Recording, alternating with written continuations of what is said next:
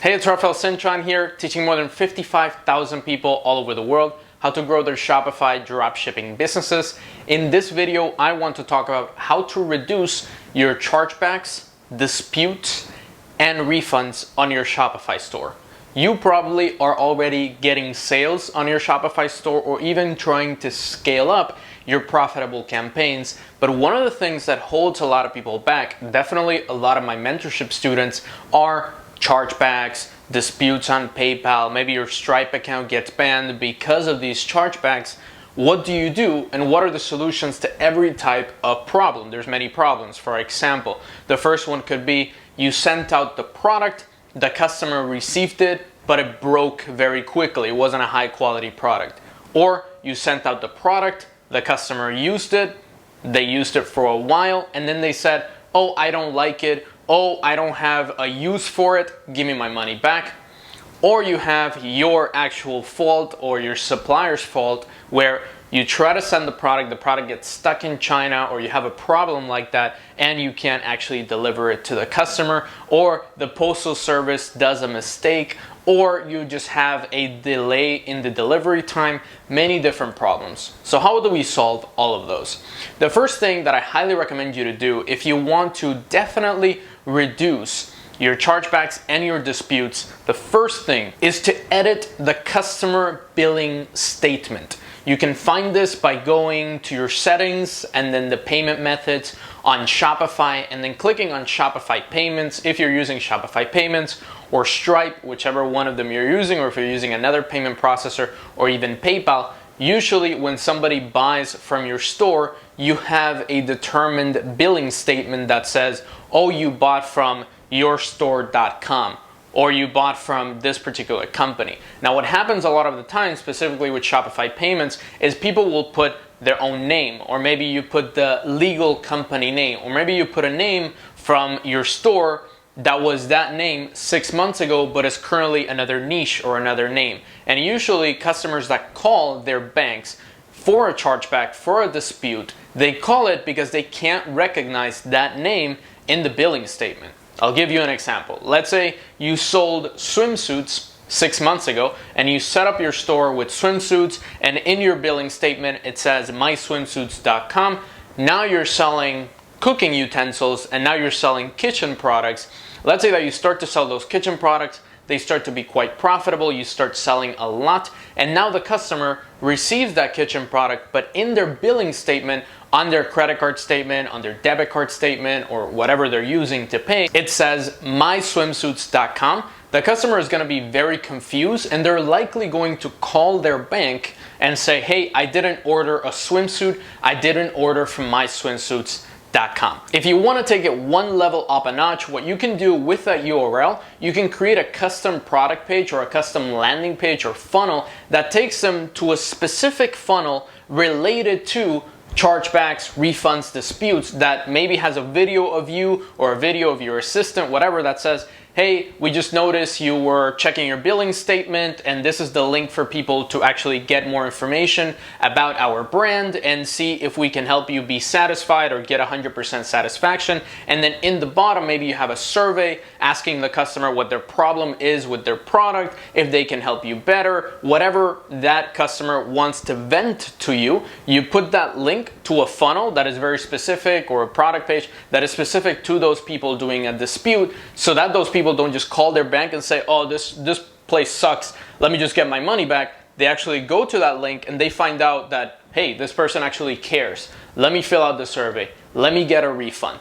Let me actually talk to their customer service instead of calling my bank and disputing that order, and add a phone number onto that billing statement if you want just people to call that number and get information right away. What we're trying to do is not to completely eliminate disputes and chargebacks, because that's probably going to be impossible in any business. You're always going to have people that charge back. But what you want to do is to minimize the amount of people that vent to their bank, not to you. You want those people to go to that custom page, you want those people to call that number and vent about their frustration and problems with your product to you, not to their bank, so your payment processor doesn't have any problems. That's definitely helped us lower our chargebacks from about 50 or 40 a month to about 20 a month. So it's lowered them dramatically. You're always going to get chargebacks, especially when you're scaling massively.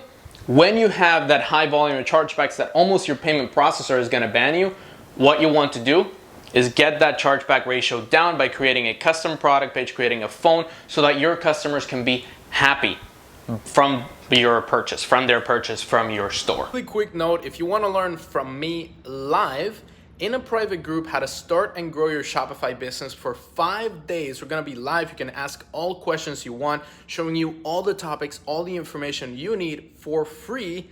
Click that link in the description. It's going to say 5-day live training. We're going to be starting very soon. I'm excited to see you in that 5-day training. Now, other things you can do in the case where the customer is dissatisfied and they're actually emailing you about that dissatisfaction and they're telling you, I'm going to call my bank, I'm going to call, which is some particular customers do this. They say, I'm going to call the Better Business Bureau and take your business down because your product sucks. What you want to do with these type of people is really dig deep and see if this is just a mechanism of them getting their money back and doing online shoplifting, like just getting the product and then getting their money back, and now they have a free product and you're on the losing end of that, and they're just trying to threaten you and make you feel like you need to give them their money if you don't want to be reported. You want to be really careful with this. This will happen at some point. There are people that are not honest out there. They will buy from your store and just demand their money back because they just want a free product, right? They're shoplifting from your store. What you want to find out is this person actually having a bad experience with my product? So if that person orders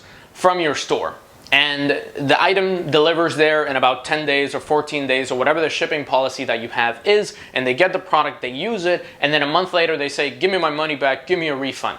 You wanna make sure that you ask the customer for a video, for pictures, for any type of proof that shows that that product is broken, is not working properly, that the person is actually dissatisfied with that product. So you want some sort of proof to make sure that you're not just giving away money or refunding people because the product isn't exactly what they thought it would be, or just because they're online shoplifting. So definitely ask for proof. If you see that in the video that they send you, the product actually doesn't work that well, then okay, the product doesn't work that well, it's broken, then you would proceed to give them a refund. Maybe you can send them another unit. Always try to not give people 100% refund unless it's actually justified, that you send them the product broke within 5 minutes of using it, and you don't want to send them another one, or they're just so angry at you because the product broke. In that case, obviously give them 100% refund. But what you want to do is not create any bad customers, any angry customers. So you don't want to just ignore people and tell them to F off. That's definitely not something we do.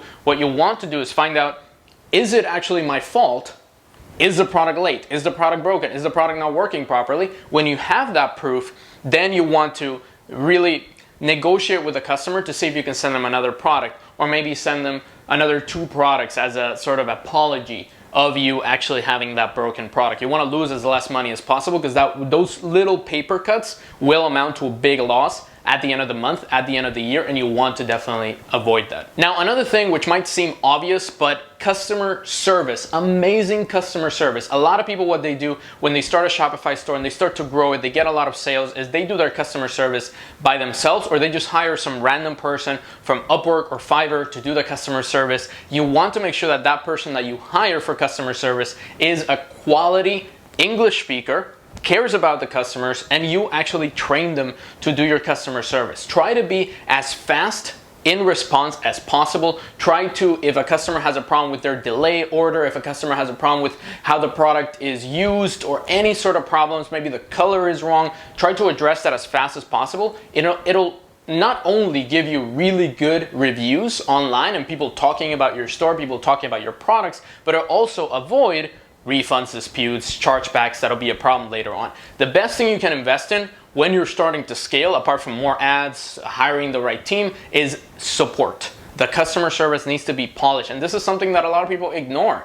And that's why a lot of stores really start to do very well. They make 6 figures and then they die down because their support is really bad. They get banned from payment processors. People want refunds. They lose a lot of money there. So you want to make sure that your customer service is top notch. So those are the main things that we did. We actually negotiated with customers. We changed the billing statement, which is very important. And also we just improve the customer service to the next level. If you do that with your store, you will dramatically reduce your chargebacks, disputes, and refunds. If you want help with all of this and you want to talk to me every single week, we actually have a mentorship program where the students are able to come on the mentoring calls and talk to me directly, ask me questions, show me their ad, show me their store, and ask me questions like this. How do I reduce refunds? How do I scale this particular Facebook ad? How do I test this product? And you can ask me directly. I can give you those answers. If you want to be part of that mentorship, click that first link in the description. We're happy to talk to you and see if the mentorship is the right fit for you. Make sure to talk to us. We're happy to talk to you and see if we can help you grow your business 10K a month, 100K a month, and beyond, and deal with all of these problems. Make sure to watch the other videos here on the channel. Right here, there's gonna pop a really nice video for Shopify and dropshipping. Just click on that, subscribe, hit that notification bell and that like button down below, and I will see you on the next video.